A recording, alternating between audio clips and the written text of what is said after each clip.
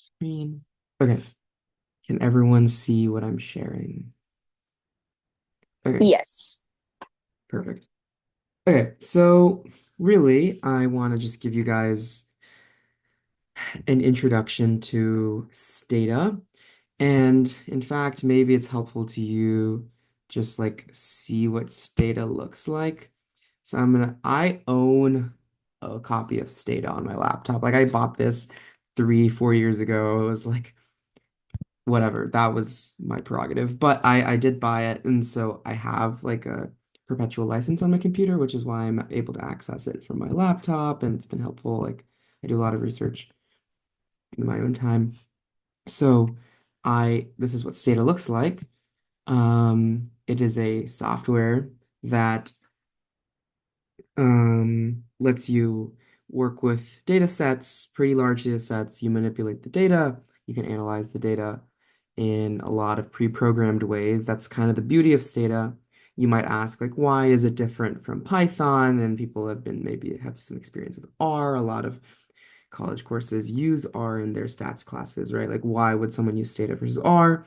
I think the real answer is that academic economists for the past 20 years, maybe longer, have been really using Stata a lot because of how prepackaged it is.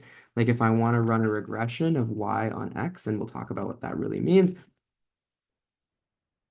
like that's what I would type, right? And that's like so simple. Clearly, I don't have any data in my loaded in, so it's not going to work.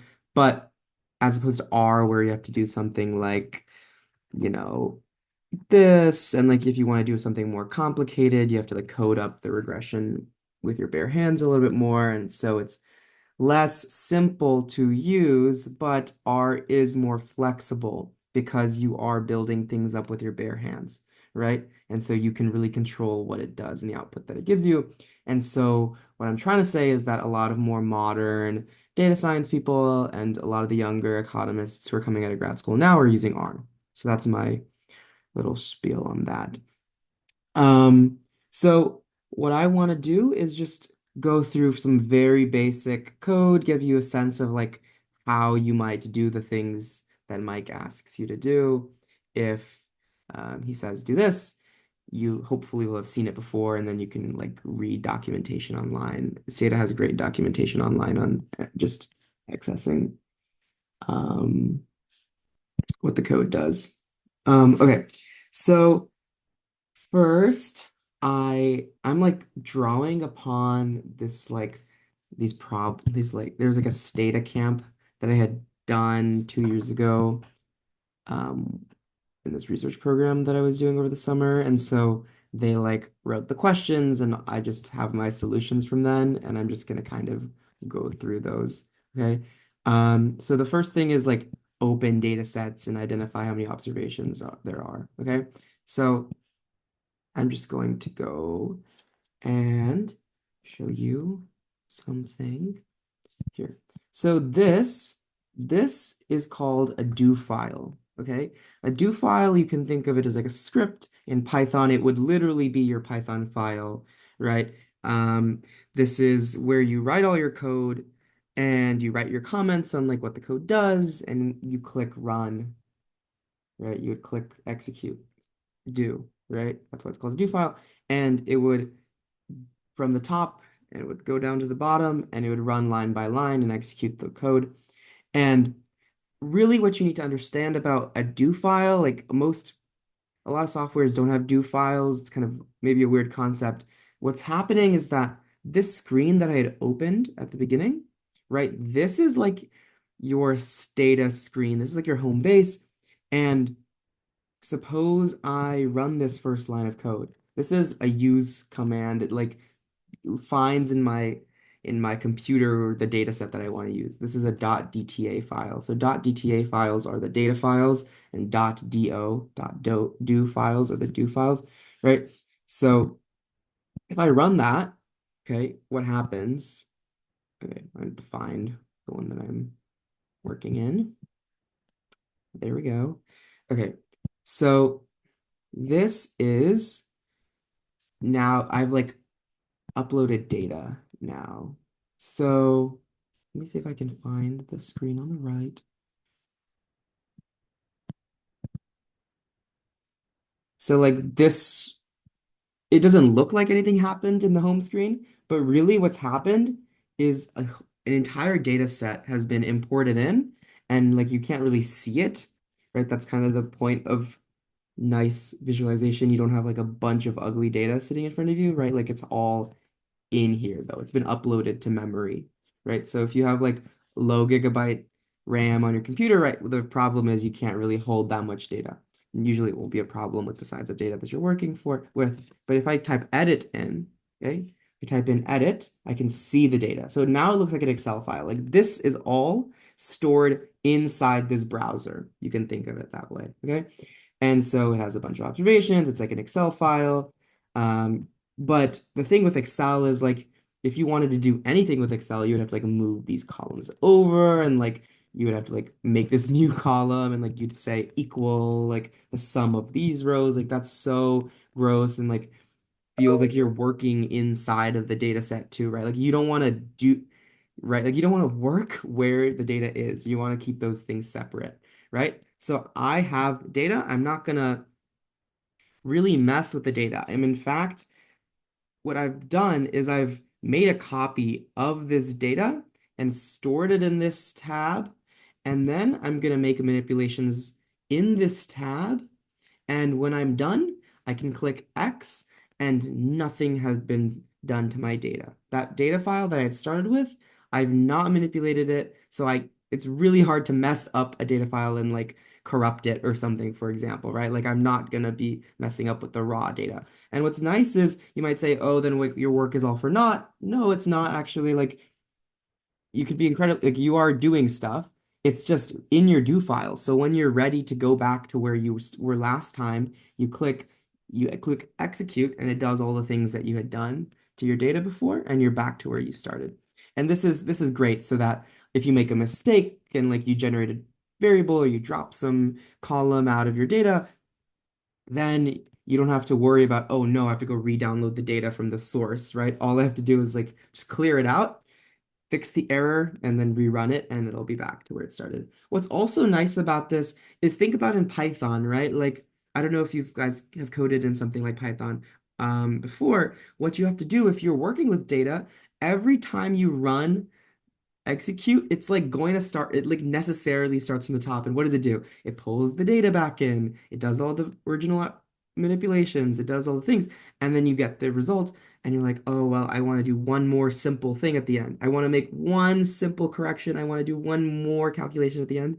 And you have to click run again from the top, right? It's not like saving it in a way that you can keep working with it. What's nice about this is every time I click execute, it's just going to keep working in that same file, right? And then I'm like, here, for example, I want to do these first 20 lines of code.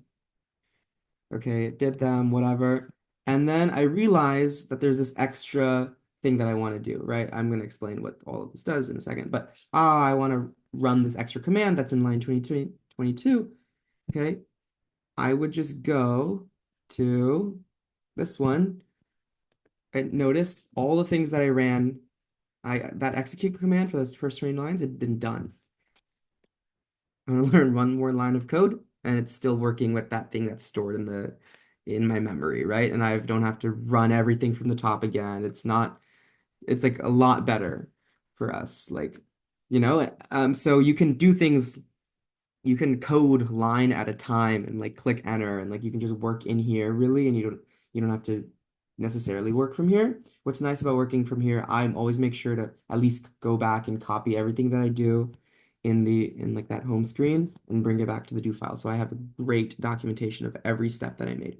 Okay, this is like I haven't done anything fun yet. I just wanted to get that out of the way because now you have a sense of like why is this important and how does this connect to the data? Okay. Okay, so let's actually work with the data a little bit. Okay. So I'm going to close out all of these tabs because this is not fun for anyone to look at. This one. Data in memory. It's telling me there's data in memory. And right, that's the data that I'm talking about. This is for a different project, but it was telling me like you haven't saved that work you had done in that on that data that was stored in memory, but I don't care, right? I don't want to actually save that data because I would overwrite my original data file that I had imported in, right? Like I don't want to overwrite anything.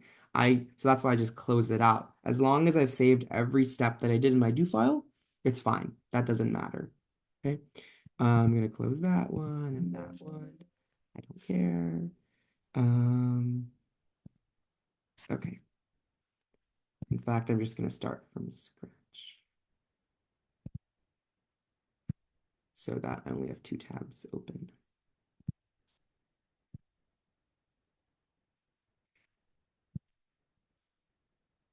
All right, so I'm gonna use the file. This is the import name. Edit again. That brings up that Excel file viewer, basically. Okay. Describe. Again, I'm sure. So this is what's happening here. It's a subtlety.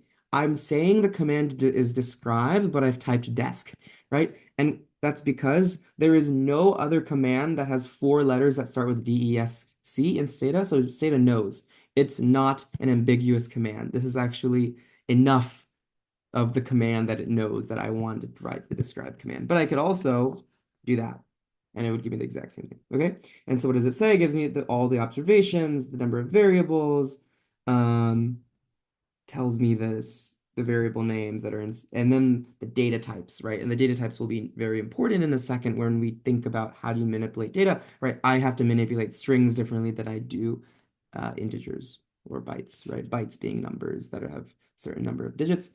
Okay. So one variable that's in here, right, is this small variable, and the label is telling me it's the this is an indicator or something for whether a classroom is small. This is an education data set, so that's why a lot of this is about um, classrooms in kindergarten and test scores and free and reduced lunch, right? If you can tell and what the teacher's information is. Okay, so this variable that I've tabulated, that's what tab means. I always write tab, but it's tabulate. I've made a table. It generates a table of the variable, and it tells me all of the possible values that that variable takes on. Okay, and the frequency and the percentage of them. And then this is like the cumulative density. So like this doesn't matter for a binary variable, but since it's a number, right, we can see this, and it would be like if there were five values possible, right? And the cumulative probability would be that the fraction of observations that are 3, 2, 1, or 0, right? That value or less. But it doesn't really matter. This is a binary variable. This is an indicator variable. This doesn't tell us that much, but this is nice. It can tell you the percent breakdown of a lot of things. Okay, what's nice about tab is that you can really easily see your data. Like a lot of these things, you're going to be just typing in very quickly. Like I'm not thinking very hard when I'm like just typing tab word skill. Like when I do that, I'm not like thinking, oh, like there's this complicated thing that I want to see. I'm just trying to get a feel for the data without going into the Excel file and like scrolling and like looking for everything, right? So this tells me, okay, this variable word skill across these 1,500 observations, the minimum word skill value is 331, the max is 593. There's not many over here. There's not many over here. Where's the most of the distribution? Most of the distribution is like around here, right? Like in the 400s range. Like I can see like the number breakdown pretty easily. But if you don't want that, so for example, though, some of the data sets I work with have like 10 million observations, and I cannot populate information about all of the possible values it could take on because, for example, your variable might be continuous, right? In this case, look at that. This is an indicator variable. There's only two possible outcomes. It doesn't matter if I have 10 million observations because this is going to be max 2 rows large as a table, right? But think about now a continuous variable that has 10 million observations. Now, like, you could have up to 10 million rows, right? Like, assuming there's no duplicates. And that is like not something that you can really display, right? So if you want to be able to just get a feel for your data, when you have large data, it's a lot harder. But I mean, you can still see stuff like that. So sum is like summarize. Okay. So summarize word skill.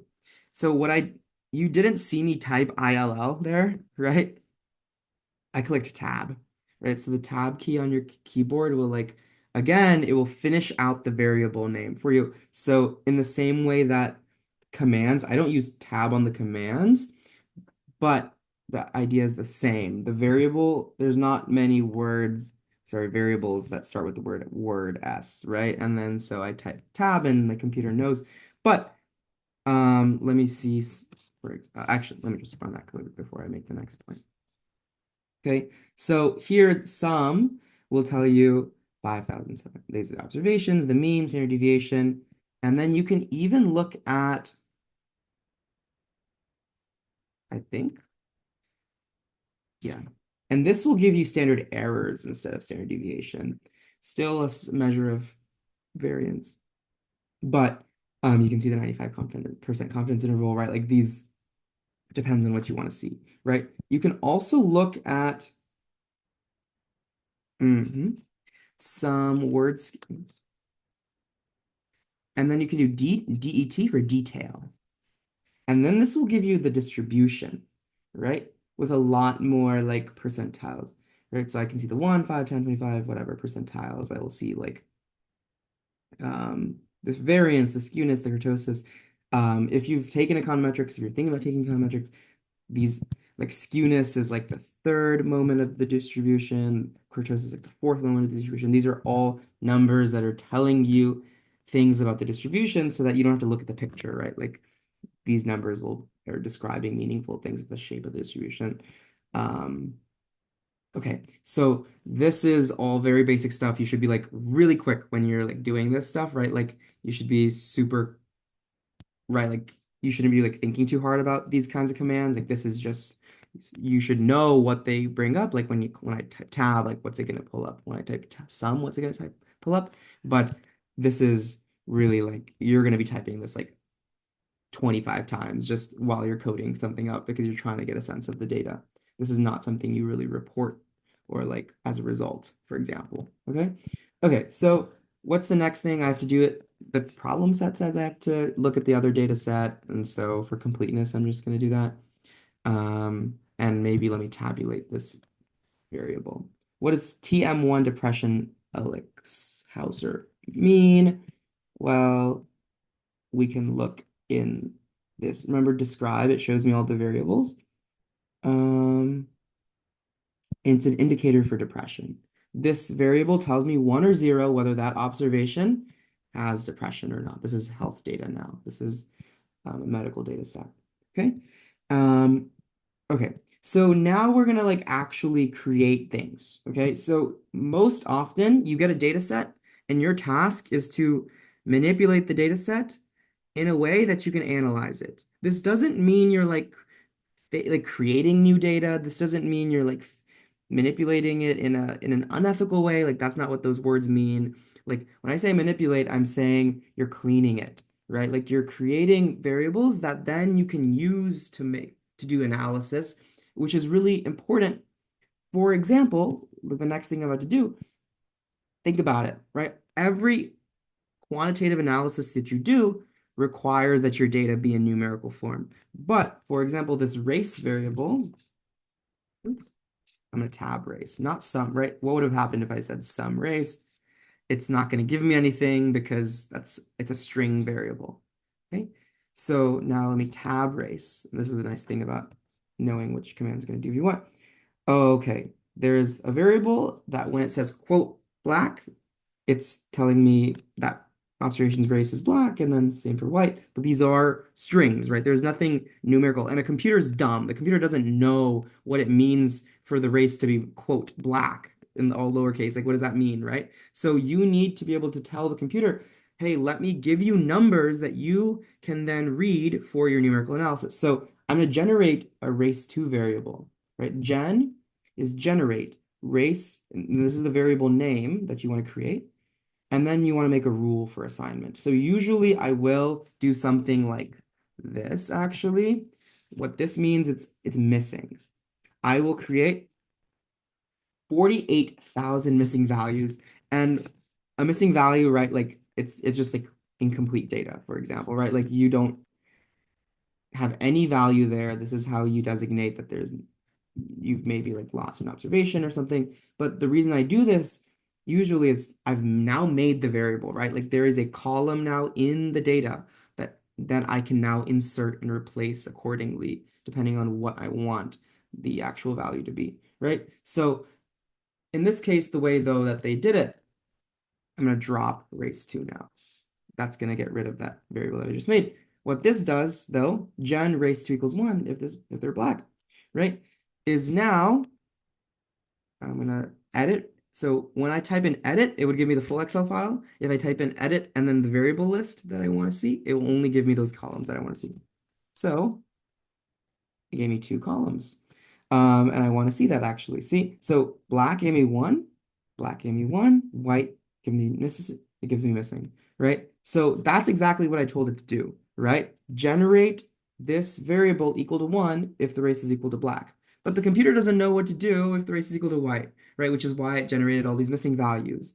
So because of that, you have to recognize, oh yes, like I have to make sure that I'm like creating the variable appropriately. So let me replace all of those values that were missing equal to 0. And how do I condition those rows? Well, I'm going to look at those specific cases where race equal to white. I could have, I could have said this. Does that make sense? I could have said if that row has a missing value for race 2, that new variable I created, then replace it with a 0. That is the same in this case as telling you to go back to the original race variable and say, okay, which of these observations are white? Find those rows and then plug the 0 in for the new variable. Okay, does that make sense that those things are equivalent? This is not always true, right? So that is why I was trying to say at the beginning, like I usually generate this way, and then I will be very careful and just replace one by one things based on the original master variable. I try not to say like, if that new variable I created is missing, then replace the rest to 0 because you don't know. Maybe if your master variable is missing or not, right? What would happen if I tried to do it this way and like 30% of my rows, they didn't tell me their race, right? Now I've like assigned if this is what I did. Oops. If I did it this way, right? Think about what would have happened. I made a 1 if every time their race is black. And truthfully, 30% of the observations are missing. I don't know their race, right? But if I run this line of code, I will be telling the computer, okay, 0 for all of the other rows, right? Even if I don't know whether they're white or missing, right? Like that's unhelpful to me, right? And when I go back, it depends on how you interpret this variable, but I will probably not remember how I coded this up. And then like 5 weeks or 2 months later, I might be like, oh, what does race 2 mean? And I would like tab race 2. And I'd be like, oh, wait, like, oh, I think it's equal to black, right? Like 1 is equal to black. So like 0 must be equal to white. But that's not true, right? So you have to be very careful when with these missing value things that you're replacing things appropriately. Does that make sense? Right? I'm not, right? Like there's often missing data and you want to make sure you replace things the correct way, that you're specifying the right rule here. But I'm going to say if race is equal to white. Okay, so now that's how I'm going to do it. And so that's what that gave me. Great. This is what we had at the beginning.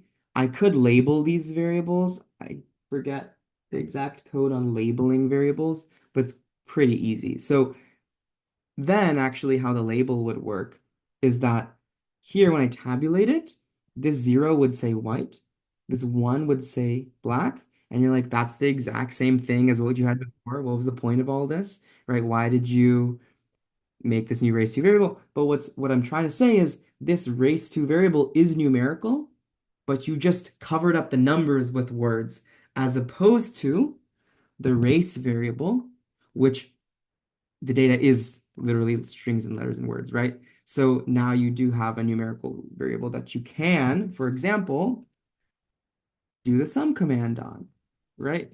And like that's not the point of this. Like you're not the whole end all is not like finding a mean of like this thing. But what I think I'm trying to work towards is you want to do regression, for example, right? I want to understand the predictive power that this numerical variable has on this other numerical variable. I want to control for things like this. you want to think about what is the relationship between, this is a health data set. So maybe like income and this depression variable, right? Like what is the relationship between your income or your demographics and depression, right? What's the predictive prob power of that, right? And I can't, my computer, what is like regression trying to do? It's trying to fit a line through numerical data. And if I all my data is strings and words and letters, it doesn't understand, like it can't give me any information, right? The regression is not going to run. It's going to tell me error. Your data is not the right type, right? And so you need to be able to transform string data often into numbers, and so that then you can run the regression that's appropriate there, right? And then you can actually interpret the coefficients too. What do they mean? But we'll get to regression in a bit. Okay, so if you want to see a histogram, okay, so here, this is, Stata is great because you can plot things. That's all I have to say about that. It's generating the histogram right now. Um, There you go. It plotted it. Very easy. There's a graph editor in future. So file, right? If I go to file here, graph editor, super nice. I can change the colors of things and the font sizes and like make it pretty in however way I want. It's gonna be frustrating if you don't exit the graph editor though. Like you have to make sure you exit this feature. Okay. Um, Okay, so now I'm gonna click clear. Clear is gonna wipe my memory of that's stored in this tab, and I need to do that before I try and import something else, or else it's gonna give me an error like you already have data in here. Why are you trying to pull more data in, right? So here's my use command. Okay, I've now started back from scratch. I'm using the education star data. Okay, and then this part, I never do this. I like almost never do this. But imagine you wanted to know. Okay, so remember what the star data looks like. You want to know the percentage of students that are female based on the school that they're at. So then you have how many schools? Let me actually look at the number of schools. Um, so if I counted up the rows, they would tell me the number of schools. There's also code that you can write that would tell you more clearly how many unique schools there are, but that we don't have to talk about that. So there are all these schools, and for each school, I want to calculate the percentage of students that are female, right? And recall that these rows, there's 1,500 rows and like way fewer than 1,500 schools, right? So the point being, a lot of these students are from the same school, right?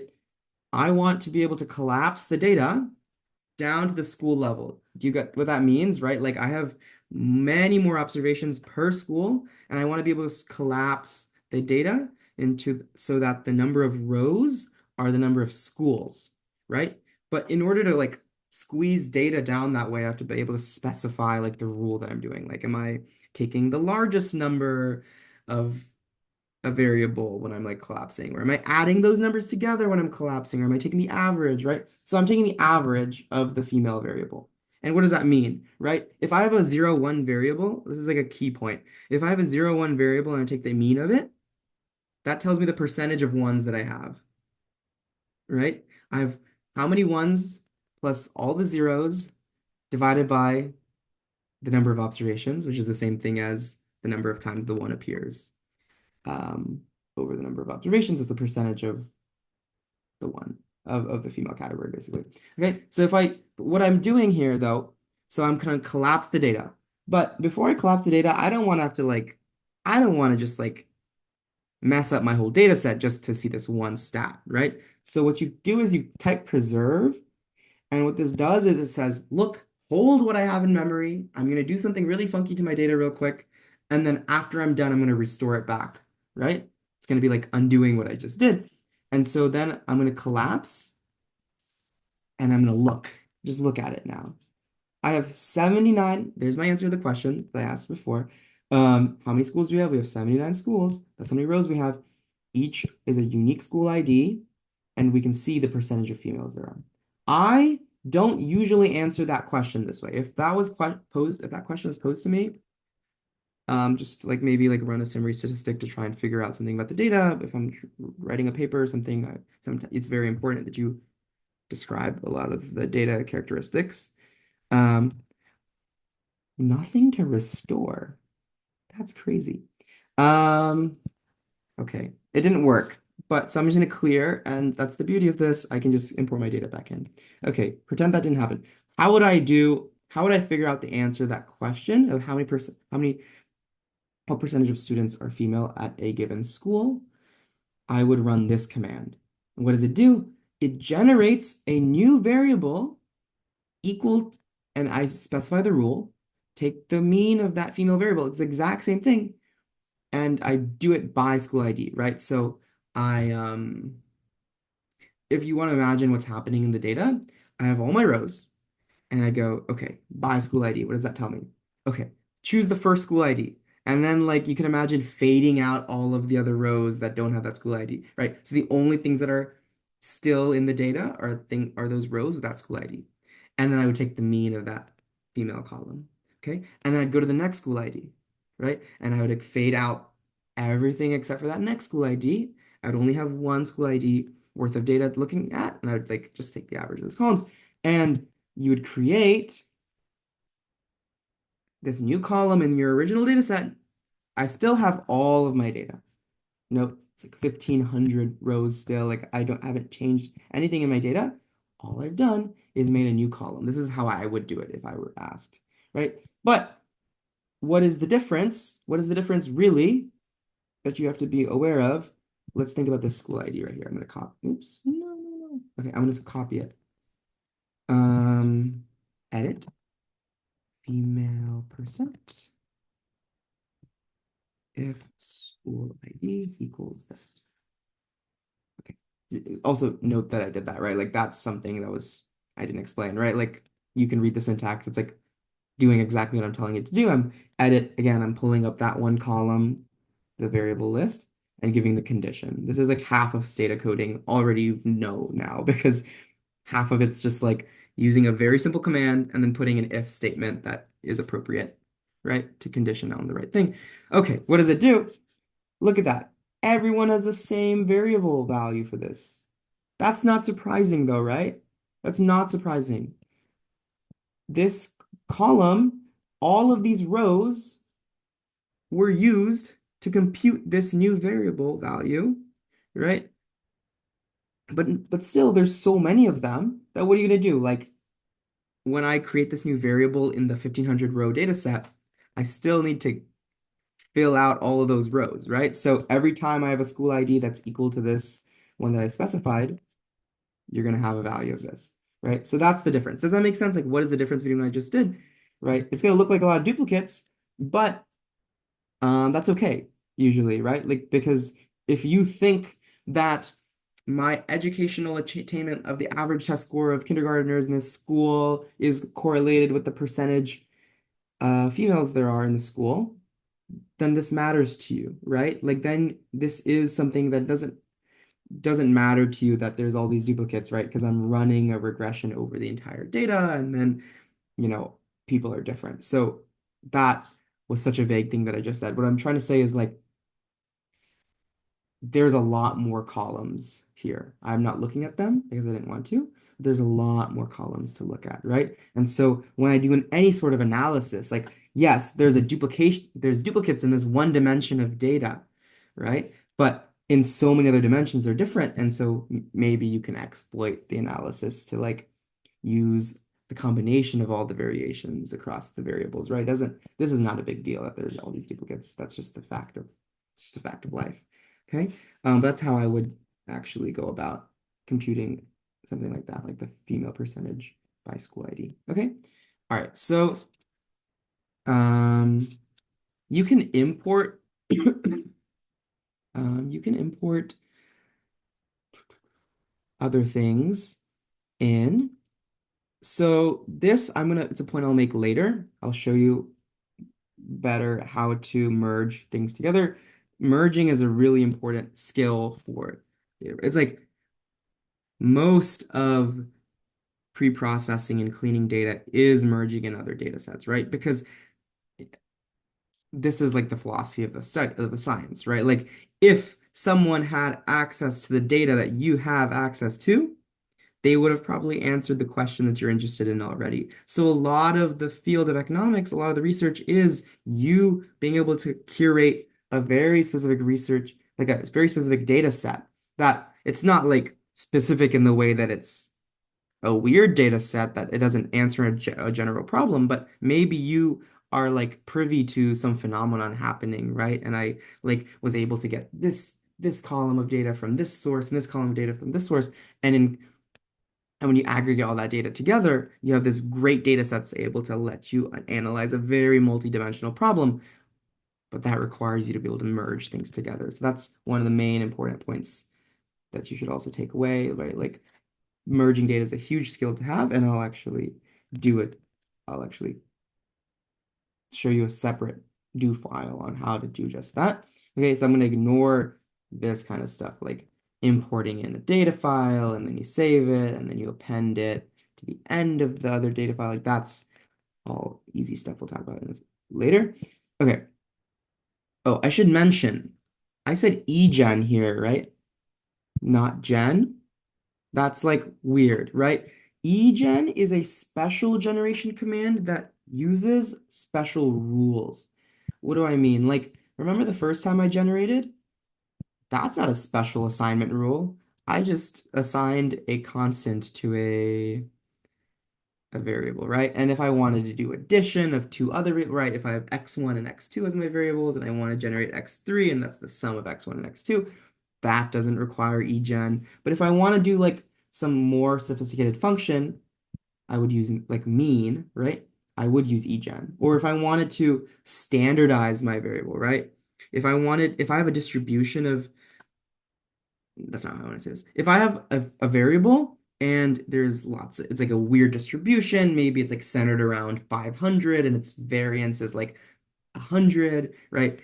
And I want to just get a really nice interpretable distribution where, okay, it's mean zero and one standard deviation changes are equal to one, like an increase in the variance of one is a one standard deviation increase, right? And like I can understand all those things, so it's easy to interpret.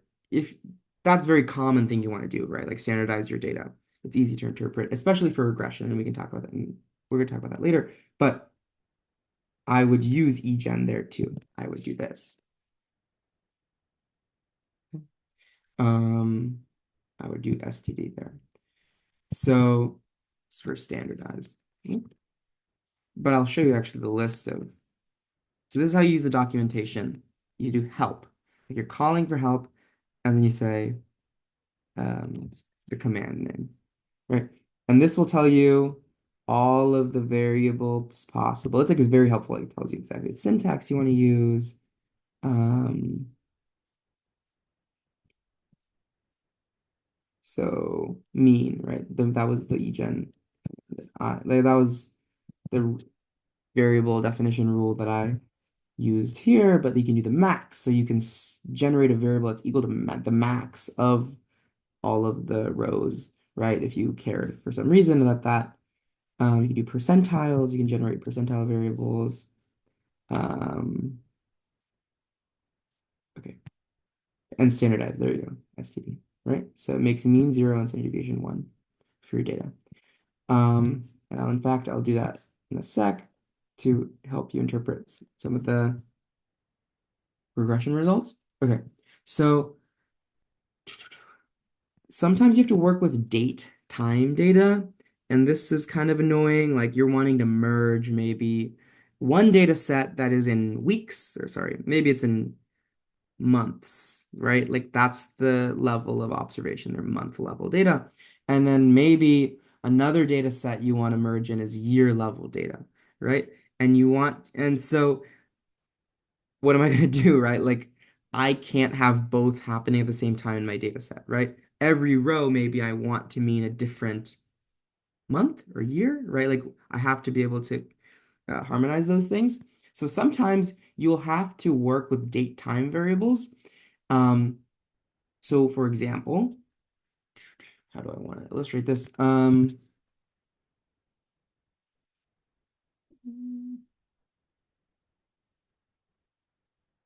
maybe actually import, I have to import the things in. I'm not gonna make comments about like how this worked, but okay. I have this data file. Let's look at it real quick because it is a different data file. I think it's like positive and negative cases, maybe COVID cases, across states, across time, right? That's what this data set is. Okay. And let's describe it. It might tell me some more. Yeah, that doesn't tell me anything more. Okay, so let's tab.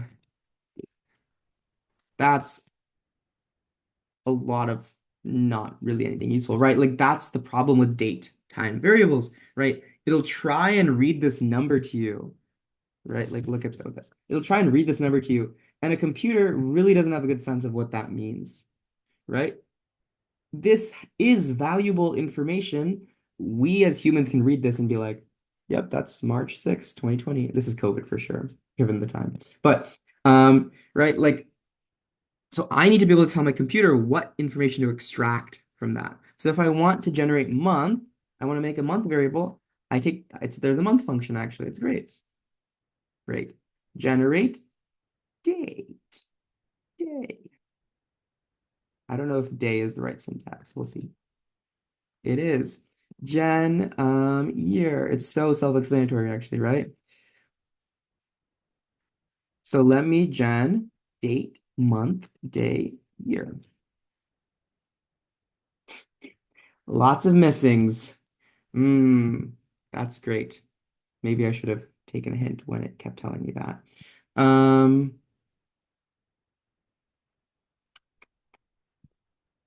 maybe it's because it's not in the right format.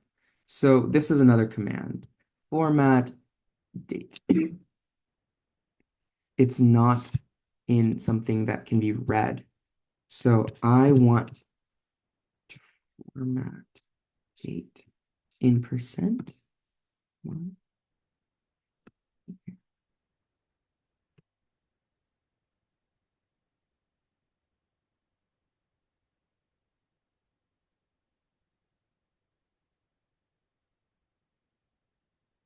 Help format. Great. I was struggling. So I can look for date.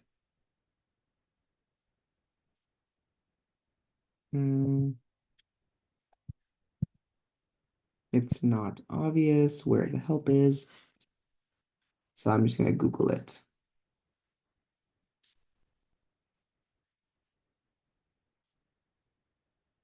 Format, date, time, Stata. There you go. This is the documentation. Um,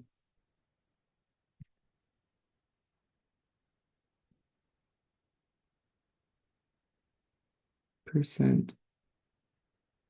I want year, year, year, year.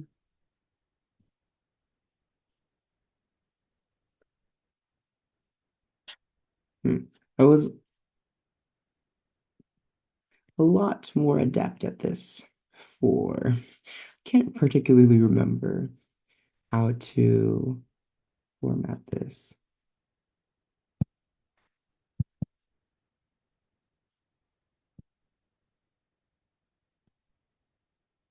If I actually read this, I probably would understand. Um, let's come back to this in a sec. Okay, so yeah, let's come back to this in a little bit. Let's now do like a regression. Okay, so let's clear, let's bring out the health data. And suppose you're interested in the relationship of the cost of dialysis and renal failure, because that's like an obvious question that everyone's interested in. So I click this regress command button. I ran this. What it does, again, regress can be shortened to reg, right? What I did is I put the y variable first, I put the x variable next. And in fact, I can add so many variables in here because regressions, right, have multiple x values that you can predict on, right? Like there's only one dependent variable, and there can be an up to an infinite number of independent variables that you can throw in there to predict that y variable, right? So what does Stata understand this as? I can put in a bunch of, no, not what I tried to do. I can put in so many variables in here, and how does it know what the, I just happened to click the one that I've already had there. Okay, like how does the computer know what the y variable is and what the x variable is? Right? Because there is only one y variable possible in regression, right? So I always put that one first, and Stata knows that the rest of the variables that I throw in there, I mean them to be independent variables. Okay? And like, let me make a point about regression real quick. Let me draw something. Give me the whiteboard picture.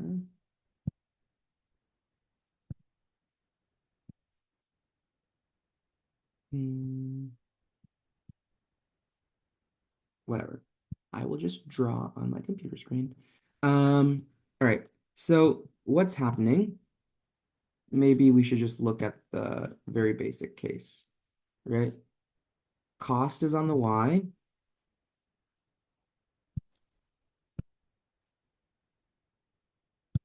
and this indicator, do you have renal failure or not, basically?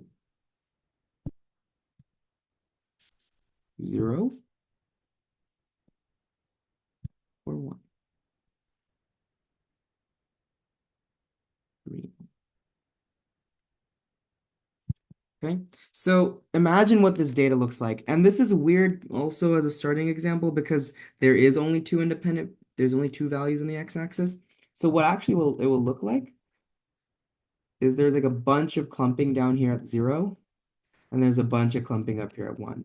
And so a line of best fit, it kind of has a weird interpretation in this kind of regression where the independent variable, the x-axis variable, is a binary because it's hard to tell, right? Like I kind of fit this line, but there's just a bunch of clumping. And so, in fact, this setting, it's probably more appropriate to do something called a logistic regression, right? Where it fits like this, but we don't have to worry about that. I just want to mention that because you might thinking like that's a weird thing to try and fit, right? The idea here is that what do we care about? We probably just care about the sign of this, right? Is this a positive or negative relationship? Often that is what you care about, um, especially in like very simple regressions where you don't have some experiment going on around, right? Like when you have an experiment, then you do care about the actual size of this number, the slope of this line, right? That's when you do care about that because then it actually has an interpretation. You can actually think, okay, this number that I got from this code, I can actually like think about using it in different contexts because it's a clean estimation. There's an experiment going on, there's some random variation going on. But this is like a correlation, very unclear whether there is like a causal effect here. What does this number 580 really mean? What it means is that if you go from having no renal failure to having renal failure, the expected cost of dialysis goes up by $580. That is a prediction, right? That's how you interpret this result. So regression, though, I should be more clear. I'm not doing a great job of like talking about both the econometrics and the code, but a regression is like high school algebra. We write it this way. We write it this way, but what it is y equals mx plus b, right? Alpha being b, beta not being b, right? Kind of funny, but like yx equals mx plus b, there's an intercept term. It tells you how high do I start this line of best fit, right? Whereas the m tells you the slope, right? And so the slope mattering because now you know the relationship between x and y, right? When you were in like an algebra class, slopes were kind of boring. It's like this thing you have to calculate rise or run. Like there's never really an interpretation. Y was always usually equal to y. Like, but here in this case, y is like the cost of dialysis. Like y is an interesting variable in of itself, and so is x. And so when you relate x and y now, this slope actually has a real interpretation. Again, how do you read this regression result? It means that if I have a 1 unit increase in the independent variable, how much do I expect the y variable to go up? And so here you went from 0 to 1. In fact, this is an indicator variable, right? Remember, like there is no other direction you can go. But if you go from a 0, not having renal failure, to having renal failure, you expect the cost to go up by $580.61, right? This is again not a causal interpretation, right? There was no reason for me to believe that there was some like random assignment process, like you get renal failure, you don't, you get renal failure, you don't. Like that's not happening. I hope that's not happening, really. But if it were, or there was some way to argue that there was some randomization process that was occurring, then this coefficient would be causal. Does this make sense? We're all on the same page here. Okay, so this is I don't want to say it's a boring example. It's not, but like mathematically, it's a boring example. So maybe let's look at, I can like just make up my own example. Um, Maybe I won't actually. Hold on. Let me scroll down one. Yeah, there you go. This is perfect. Okay. So, okay. So now I have these two other regressions, and I think this is like really the main econometric thing that you might want to be interested in learning, and then the rest is just coding. Okay, so notice what happened here, right? I have the same regression, but then I threw in this anemia, like, do you have anemia variable, right? And notice what happened to the coefficient, right? I'm still interested in estimating the relationship between having renal failure and the cost of dialysis, right? But I also threw in this variable of anemia. I maybe, for example, I have some sort of medical theory on like anemia increasing the cost of dialysis, not super coherent example, but bear with me, right? Like maybe I have some reason to believe that there is some predictive power here.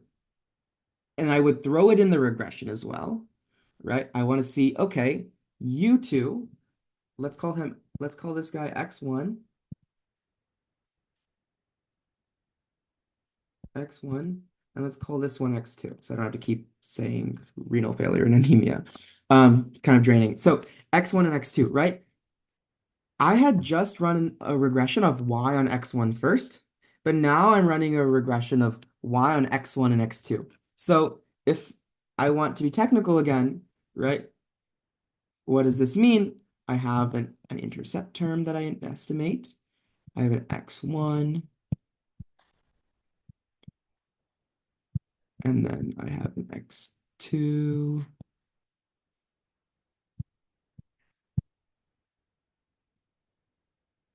And this beta, this slope is referring to the slope of x1 variable on y, and the slope is referring to the slope of x2 variable on y, right? And so notice though that because I added this x2, this slope changed. Do you notice that, right? Here was 580, and I still have that exact same variable, right? That relationship should be the same, but for some reason it's changed, right? Because I've included this seemingly independent variable. And what is this telling me? This is telling me that there is some amount of predictive power that this x1 had, that it was predicting something about the y, and it was explaining all the random variation and the noise, and it was saying, okay, this is the prediction. But now that I've thrown in this x2, it's like a sponge, right? It's gonna like sponge up some of the variation, and maybe there's something about having anemia that explains some dimension of my health that then absorbs some of the predictive power that the renal failure variable had. Does that make sense? Right? So it's they're fighting for predictive power in my mind. It's like a tug of war for like I'm the better predictor. No, I'm the better predictor, right? They're having this fight trying to become the best predictor. And that's like maybe not the most mathematical way of stating it. There's so many way more technical ways of thinking about regression. That's like for econometrics if you want to take that class. But the point being, right, for interpretation, that's kind of what happened. But notice there's this thing that tells you whether something is a good predictor, and it's the p-value. And this is probably the main stat that you'll look at, not R squared. That's not what economists care about with R squared. My spiel on R squared is something someone had said to me before. Like, if R square values were high, like, notice how abysmal this is. Like, that's such a low R squared value. This does not mean this is a bad regression, right? Because when you have human data and you have lots of noise and you have, frankly, have really complicated problems with high dynamics between the systems and all the variables, right? Think about the economy, right? Like, very hard to predict things, given how multidimensional the problems in economics are. So if you had a high R squared value, you should probably like this is what they said that you should like quit economics and you should go work for Wall Street because you've found a way to predict so much of what's happening in the world that no one else is able to predict, right? Because frankly, it is really hard to predict things in econ. And so, yeah, R squared values are really low. What you're trying to do is more understand causal effects, maybe, or relationships that you wouldn't expect to exist, right? But this R square, I wouldn't think about this very much. So if anyone ever asks you about R square and regression and like, why is your R squared low? Like you would tell them like, I don't particularly care about my, like that's not the metric that I'm maximizing, right? More important probably for most of our purposes is this p-value. This is telling you whether this coefficient is statistically significantly different from zero. What does that mean, right? I am interested in whether there actually is a relationship between X and Y. Okay. And um, let's just draw out that that two-dimensional case, right? You want to know whether this is statistically different from this, right? Is there actually a relationship there? Or or did you like scale up your data, right? You can always multiply your variables by some obscenely large number, and your regression will capture like the same relationship, but the coefficient will just get blown up, right? Instead of if I multiply the y, the cost by like 100,000, this prediction would be 577,000. And that's the interpretation for a 1 unit increase. If I go from not having renal failure to having renal failure, right? I would have 577,000 higher. I would expect my dependent variable to be 577,000 units higher. But what does that mean? Like that's dollars times 1,000, right? Like what does that mean? We don't know. So the point being, yes, your coefficients can be large, but that does not mean your coefficients are significant or have any interpretation, right? So how does the computer tell you whether this is different from zero? Because 577 sure as hell looks different from zero, but being different from zero depends on the variance of your data, right? So my standard errors is 23, which is relatively small in relation to this coefficient. And so that's why you're able to say, oh, look, this is different from zero. And that's what the p-value reflects. This p-value being less than 0.05. Often, though, in econ, we think like maybe the 10% level is where we cut off p-values being statistically significant. You allow for like all three. So actually, like in regression tables, let me show you a regression table.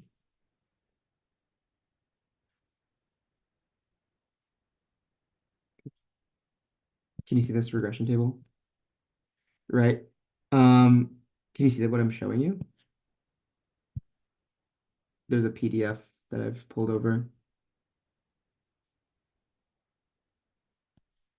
Can you see this?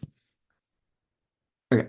So like this star means it was significant. This coefficient was significant at the 10% level. Two stars, it was significant at the 5% level. And they don't have any three stars in here. But that would be significant at the 1% level, right? So you do like differentiate like the significance of your results and like the level at which they were deemed significant, statistically significant. But the point being 0.000, like that's like super, super small. It's like so small that you can't even see the decimals after that, right? So that's a pretty significant result. But this guy, the 0.446, no, right? Like you don't reject. You cannot claim that this 13.4 is any different from zero, right? So you would interpret this as like the relationship between having anemia and the cost of dialysis is effectively zero, right? It's effectively a zero slope interpretation wise, right? But that's all I'll really say about regression. There's entire courses that are taught on like how do you derive regression and like what do the coefficients really come from mathematically and like what are the variances of your estimators? Okay, so that's not what we're going to talk about. This is just so you have a sense. Um, yeah. So Mike might ask you also like, hey, you want to cluster your standard errors, right, for your regression. What this means is, and I might do it for you actually. Clusters. Mm, yeah, did do anything. Did. Hmm. Okay, that's interesting. Okay, so what I'm trying to, so let me back up a little bit. I was just seeing if the example worked and then I'll explain it. So,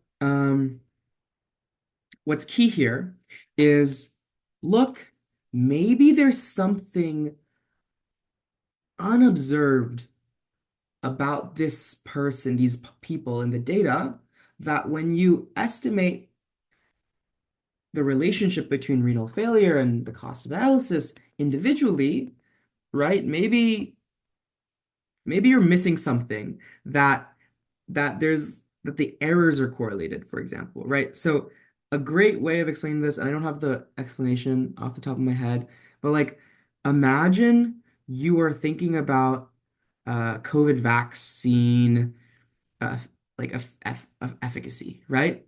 And you look at statewide data, right? You're looking at national data. There's 50 rows, okay? There's 50 rows. And it says, the first column, is the vaccine required in public schools? Okay? And the second column, number of cases, okay? And maybe the third row,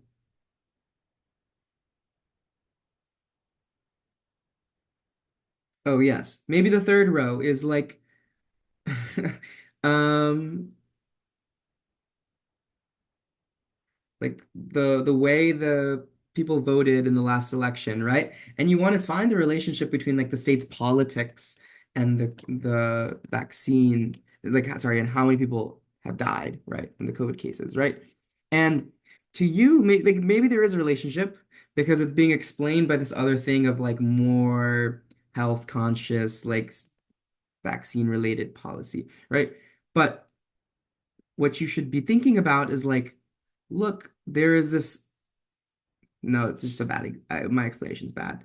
The idea though is that if you don't observe something about your people, that about your units of analysis, in these case states, the unit of treatment, right?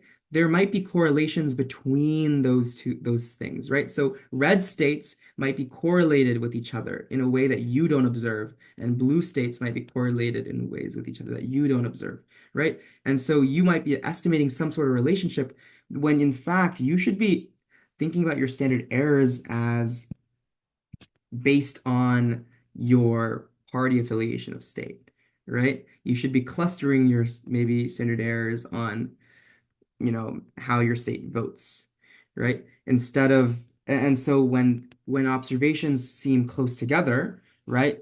There seems to be like a lot of people dying in red states I'm just saying things, right? There seems to be a lot of people dying in red states, and there seems to be not too many people dying in blue states, and those variances seem so small, right? Within the red states, there's like a lot of clumping, and within these blue states, there's a lot of clumping, right? You might be tricking your computer into thinking when it runs this regression, oh, look, there's such low standard error here, right? There's low variance in this result, right? But what's really happening is that you're not accounting for the fact that these observations are just very similar to each other.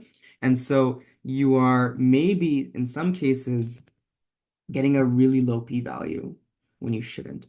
Why do I say p-value, right? Like why I was talking about something else and then it seems like p-value came out of nowhere. But remember, like your notion of what is different from zero depends on how big your standard errors are and your variances, right? So if I have things that are really clumped up close to each other because they're similar to each other in some way that I'm not thinking about, right? There's some unobserved thing and they're making these observations really similar to each other. That will artificially drive down your standard error and make your coefficient seem comparatively large. Does that make sense? Right? Now this 547, no, let's go back to this one. Maybe this 13 coefficient seems really large in relation to your standard error, which you've artificially created to be small because you've forgotten to cluster by like some important thing, right? That some important characteristic about the units of observation. And so now you're more likely to reject this null when in fact you shouldn't have. You should have been more thoughtful in how you wrote your regression out and what you're estimating. And so in this case, there was a relationship that we estimated between what, Vibu is in class right now. I don't know what he's doing.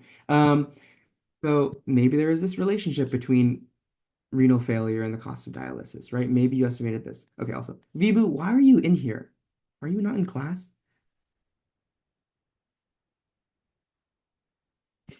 Okay, are you not in class right now, Vibu?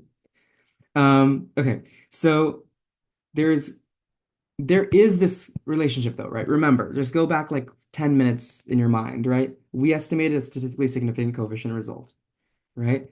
This 580, large compared to zero because the standard error, very small, right? But then look what I did. I clustered by race, right? And that significance went away, right? That p-value blew up. The coefficient is still 580 because that's how that works. What did I meant? What did I say about clustering, right? The clustering affects the standard error. But now 580 does not look relatively big in relation to the standard error of 400, right? 580 is actually really small coefficient value in relation to standard error. I blew up the standard errors. Why? Why did that happen? There's still 48,000 observations. Like, why did this thing suddenly change? And it's because, perhaps, because I'm clustering by race, there is some relationship between people in maybe minority groups who that it makes their outcomes very similar to each other, right? Maybe they have higher cost of dialysis, maybe not because they have like renal failure, maybe there's like some systemic issue, maybe there's like discrimination, right? And it's like causing your outcome, your Y variable to be very clustered together, and it makes the computer think that there's low variance there, there's low standard errors there, right? So when you go to say, how big is this coefficient in relation to the standard error? You're like, wow, that was like a huge coefficient. Like it must be this huge result. But no, in fact, the standard error of like 400 is really what's happening, right? Like that's a more conservative estimate of the variance, right, that I've gotten now that I cluster on race, right? And now you get the real truth. I say it's the real truth. Maybe it's not the real truth. Maybe I shouldn't have clustered on race for some reason. But right, the point being, it's unclear now whether there even is a relationship between whether you have renal failure and cost of dialysis. Okay? That is my spiel on regression. Does that make sense? Okay. I'm glad that worked out actually, because I just clustered on this and it made my point very clear. All right. So merging is the last thing I'm gonna do like really quickly. Um, I did not need to edit this, so I'm not gonna save any of those do file edits. And I'm gonna go to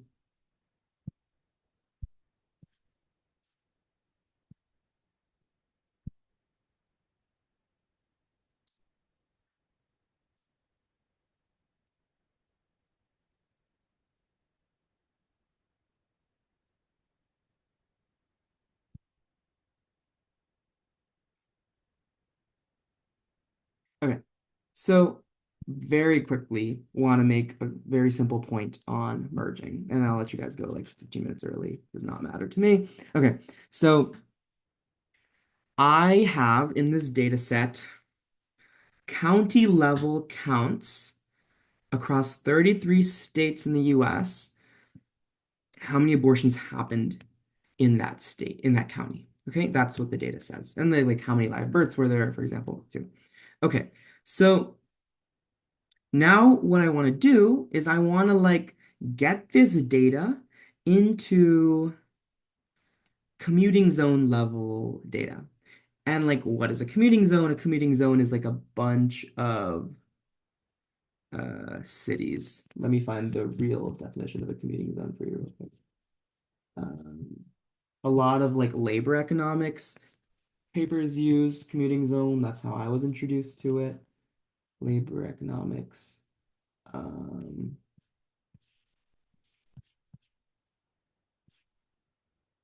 yeah. So commuting zones, there are approximately 722 in the US, and they approximate local labor markets. That's why people do that. It's like it's kind of like a self-contained unit that has like a labor market and like has enough variation and has enough population that you'd consider that's like a local labor market, but it's basically a bunch of cities clumped together. Okay. Okay. So there's data though that in this project when I was working on it, and you can feel free to like play with the data. I will upload all the data and the links and everything together after we're done here. Um, but really, why I wanted commuting zone level data is because they had this other paper had all this data on trade shocks at the commuting zone level. And the research question was something like, mm, how do employment gaps impact abortion rates? Like employment gaps between men and women impact abortion rates. I wanted to think about like power in the household and like financial power bleeding into decisions you make about families, right? And so we use China's trade shock data, basically, and that was all at the commuting zone level. But note that I had abortion data at the county level, right? So I want to aggregate my data up, right? And that requires me to do these things, use these things called crosswalks. So let me show you an example of a crosswalk. County name two. This is something I didn't create. I think this is some like econ professor at MIT. I think maybe Autor, Autor, Dror. I think he might have made this crosswalk. I can't remember who did this crosswalk, but this is a data file that says that basically lets me go from the name of a county to this FIPS. This is like a code that like the census data, like a lot of census data codes their counties by FIPS, right? So what I had were names. I had names of counties, right? And I wanted to um, get them into state level data, or at least, sorry, like commuting zone level data. But there's crosswalks between, let's see, I have it here. County name to FIP. FIP is a code, right? That is designated to a county name. County FIPS. That's the data that I start with. Yes, this is um, another crosswalk that takes you from county FIPS to computing zones. That's the exact chain. Okay, I had to remember it for a second. So you have county names, Ottawa County. How am I supposed to work with that, right? I again get it to county FIPS, which is now a number that is unique about this county. And then I use a crosswalk that goes from county FIPS to commuting zone. And so now there's a commuting zone ID. And these are unique. So like everyone who does commuting zone level data work, they respect this to be the key. This is like the key between commuting zones and county FIPS, for example, right? So So everyone who has commuting zone 10801, they're talking about the exact same commuting zone, right? So it lets you merge in other data that's commuting zone level to this. Okay, so what do I do? Right? I clear out everything. I use this data. Let me just start here. Um, Oops, that is not the right tab. Maybe it's this one. Maybe it's this one. Maybe it's this one. Yeah, there it is. Um, Let me find the other tab. Okay, great. Okay, so thanks for your patience. So clear, and then so I've like loaded in that data, right? Um, this is the one that I'm interested in, and then I want to look at it. I have the county name and I have the relevant data, but I don't have, again, what do I want to get? I want to get that China trade shock data, that employment data from the commuting zone level, right? So I'm going to first manipulate all the things that I started with, get it all in the commuting zone level, and then do a very quick and nice commuting zone merge, and then all my data will come together at the commuting zone level. Okay, so what do? I merge many, this is the key. This is the one line that you need to know. You start with the data that you want to to keep, basically, right? So I have data set X, and I want to merge in data from data set Y. So I use data set X. I start with the X data set, and I say, look, there are some more columns that I want to throw on here. Merging is not happening horizontally. Merging's happening vertically. Do you know what I'm saying when I say that? Like appending, I'm adding more rows, but all the columns are still the same. So I'm not adding any new dimensions of data per se in that way. I'm just adding more observations of the same type. But in this case, all I'm observing are these like all I'm observing are these live birth datas and the abortion datas. I don't have any understanding of the employment status, the trade shocks that are happening in that area. So I want more columns, and that's when you use merge. You can look for yourself for append commands. Append will give you the rows being added to the bottom, okay? So I'm interested in getting new columns in here. Okay, so I'm gonna have to merge on a identifier, a key identifier that is constant across the two, right? So let me draw this in a way. There's X. X has state FIPS. I'm gonna call it SF. It's one of the columns in X. And I have all this other stuff. You can imagine there's like all these other columns. And there's Y. And Y also has SF. And it has all this other information. And when I merge them together, I bring this whole guy over, kind of, right? And then there's just one SF column, and all of the columns are together now. And the way in which the matching happens, though, is what is determined when you say it's what happens when you do many to one. So let me show you an example of what many to one means. Many to one, for example, I could say it real quick, is I have many counties, right? And maybe in this case it doesn't matter. Maybe in this case a one-to-one would have worked. So let me not tell you my definition of many to one. Let me just show you an example of many to one. Um, Examples?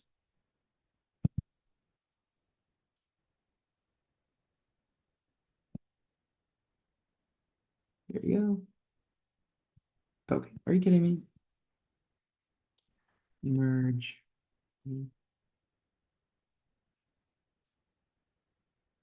This is what I usually look at.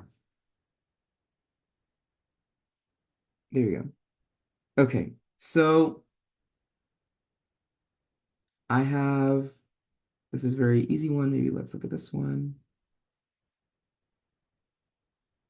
Nope. Let's look at this one.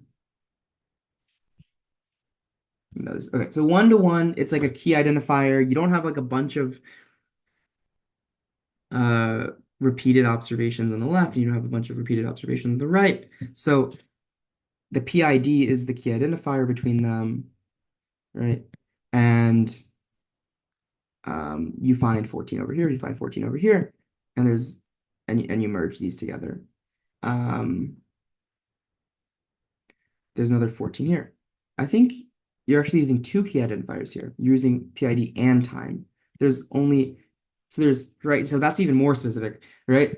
I need to match on both of these variables in order to merge, and you do. And I'm matched on 14 and 4. You see that 14 and 4 doesn't have a match on this side, so it is left empty, right? And then 16 and 1. 16 and 1 does have a match over here. So you do get the x2 coming in to this one. But remember what I'm saying, right? This is the master file and this is the using file. This is x and this is y, right? So note that x1 is not missing when there failed to be a merge. The missing comes from x2, right? I preserve my master data and I failed to find a match from the using. So this new column that I dragged in, right? There's a missing there. But I didn't like mess up this zero that was there. Does that make sense? There is a zero always there. I'm not like messing with all the data that was already in the master file. I'm just hoping to get as many rows from this x2 in this using file as I can. And the hope is that I get all perfect matches, but that's not going to happen. Okay. Many to one merges. This is what I was trying to say. Look, I have um,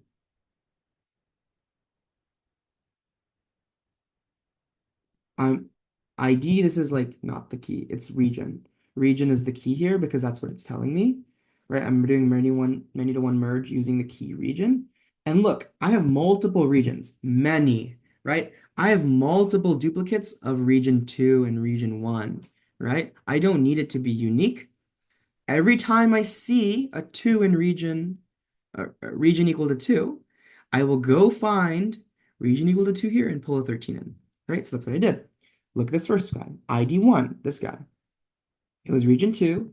I went and found region 2 over here, and I pulled a 13 in for X. Again, region 2 for ID3, this guy. I went and pulled region 2. It was equal to 13. I put the 13 in here, right? So this is an example. I do many to one usually because it's pretty safe. Like you're not going to make merging errors usually using many to one. It's like pretty general. Like I don't have to ensure that there's no duplicates. That's the main thing for me, right? Many to one allows you to have duplicates on your key identifier here, right? That's what's happening. If you have duplicate, but what it also means, it's going to throw you an error if you have duplicates over here on this using file. So I can't, in this using file, I can't have region 1, 2, 3, 4, and then 2, 3, 2, 3, right? I can't have any of that because then it's going to try and match these. You can try to do a many to one match, is what I told Stata. I'm telling Stata, it's a many to one match. It's going to be unique in this using file, and it's going to go down the row, and it's going to find, oh, 2 is equal to 13. Wait, there's another 2 down here. There's another 2 down here. There's another 2 there. Which one do I match in? What do I merge in as max value? Like, which one do I choose? Right, it's going to get confused, which is why I tend to know that my using file is like very nice and clean. There's no duplicates, right? In fact, it's a crosswalk that I downloaded from an MIT professor's website. And whereas my data file, I have like built up using Python and like I scraped the web for it. And so there's maybe going to be duplicates. It's going to be less clean. So I use a many to one. One to many, it flips the process, right? Many to many, there's like many to many, like you can have duplicates there. Not super common for me to use many to many though. Okay, so that kind of like tells you what you need to know, but I like let me run the command that I've been alluding to this whole time, right? Let me run it. Hello. Oh, I'm probably running it and it's doing it in this other tab.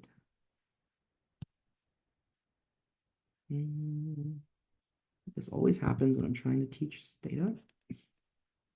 I like have too many tabs. Okay.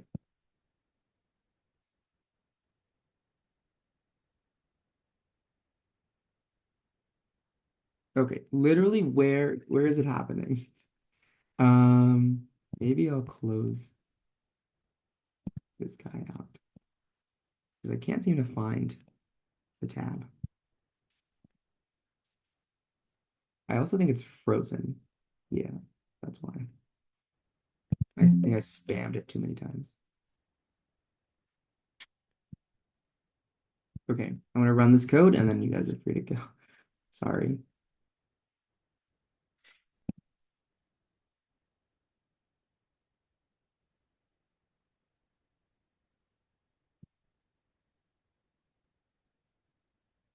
And I forced it. Do you see that? Comma force. It was maybe gonna give me some errors like, ooh, I didn't like this match because there was some actually, look, there was not perfect merges because there was some reading string issues. And so I had to manually replace some of them afterward. But the point being, I merged it. There were a lot of successful merges. This new variable underscore merge equal to will take a value of 3 if there was a successful merge in that row. But now look at my data. I have those counties, but now I have state FIPS and I have county FIPS, right? That's really important. I have county FIPS now, right?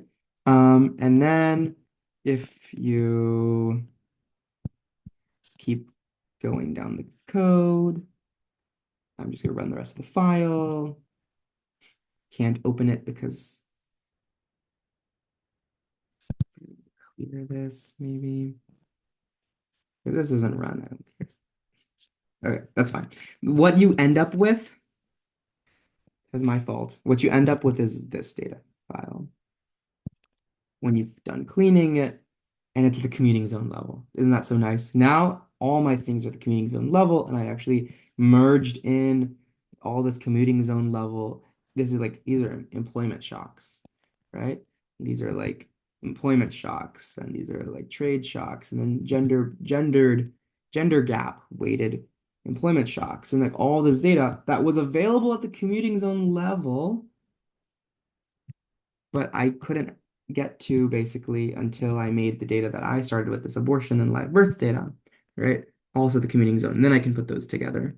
Okay. So that's all I have for you guys. I hope that was coherent enough. Um, and that it was helpful. There's a lot more still to maybe know. There's like maybe some basic commands that I might have glossed over and missed, but I think highs and lows wise, like that should help. And if you have any more questions, you can always ask me. Okay.